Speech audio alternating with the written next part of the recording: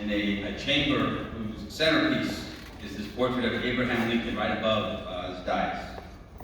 So Abraham Lincoln, he kept our republic together at a time in our history when we were the most divided, and yet he saw the humanity in every person.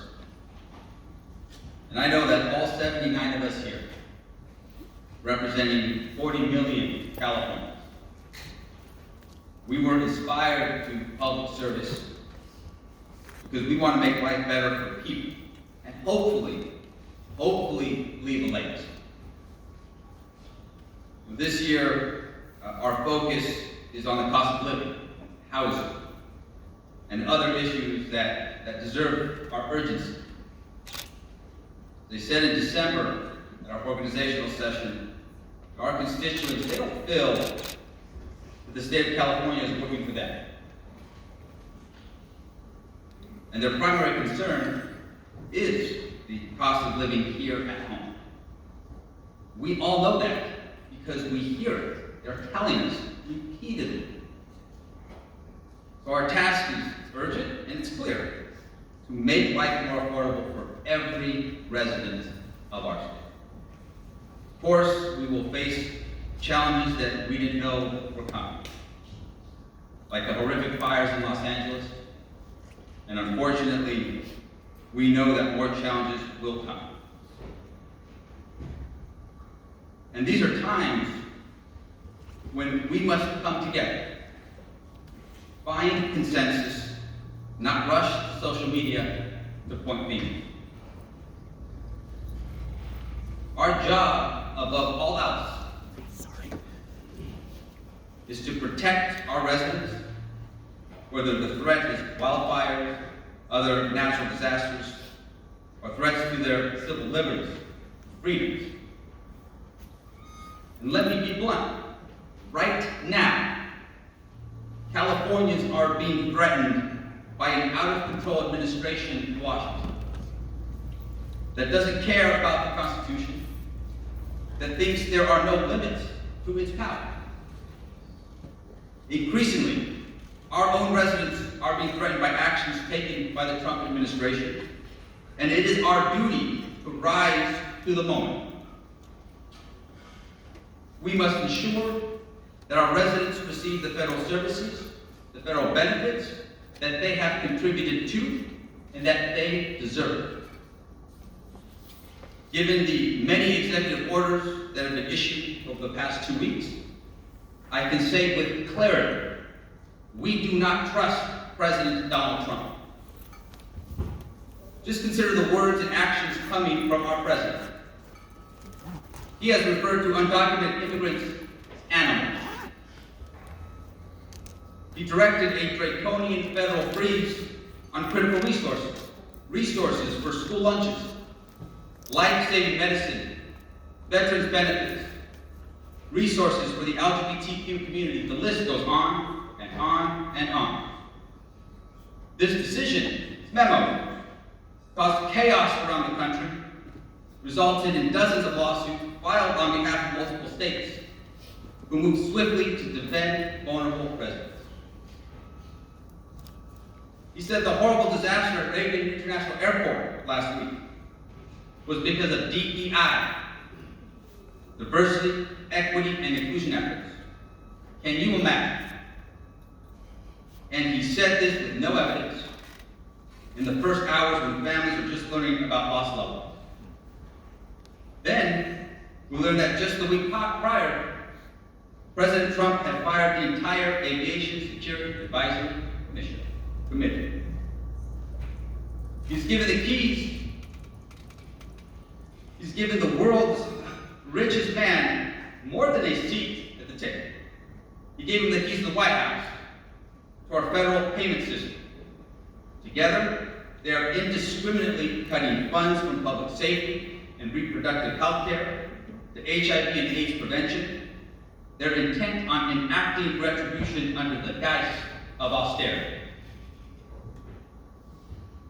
And as we all know, President Trump, one of his first actions, pardoned violent criminals who viciously attacked U.S. Capitol police officers with metal pipes, baseball bats, flagpoles, leading to injuries, deaths, and suicides. How can we trust a president who calls for law and order, yet pardons his own supporters when they attack law enforcement? Now, our president has given ICE agents the authority to enter schools, churches, and hospitals, all for showy raids that make the evening news. They're sweeping up many immigrants with no criminal history at all, separated from their families, subject to deportation without due process. These are the facts. Here in California, there are 1.8 million undocumented people. People who pay about $8.5 billion in state and local taxes every single year. They raise families, and they contribute to our communities. These law-abiding immigrants, they are Californians. They are not criminals. Now look, there has been a long-standing policy in our country that undocumented residents who do commit serious crimes, they must be deported. They must be held accountable. This happened under President Biden. It happened under President Obama. It isn't new. What's new is this strategy of fear and chaos. The denial of due process. The plans for mass deportation on an unprecedented scale. They want to end asylum, change the Constitution to remove birthright citizenship. These radical plans, they threaten our residents. So we will do what is necessary to defend our residents. We must defend them, and not just from this immediate threat, but from all the chaos, all of the abuse of power that we're going to see coming from Washington, D.C. over the next 4 years. I want to speak directly to the millions of immigrants who call California home. Immigrants who have worked hard to build a better life for themselves, for their families. You are a vital part of our community. You are loved, you are respected, and you belong here in the state of California. My fellow colleagues, I know that we are all up to the challenge. It is an honor to work with each and every one of you. There is so much talent and knowledge in this room. Of course, there will be differences of opinion, but I know all of us want to make life better for Californians. I hope that we can all take inspiration from this portrait of Abraham Lincoln. That's why it is here. During difficult times, he kept his head.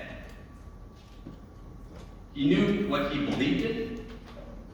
He stayed true to his values, but he never lost sight of the humanity of all Americans. Chaos has no place here. Fear and hatred have no place here. We will be professional, collaborative, and focused. We are not going to be distracted from our mission to protect our residents, to protect our economy, and to deliver the best possible public services to the 40 million Californians we all represent. Thank you very much.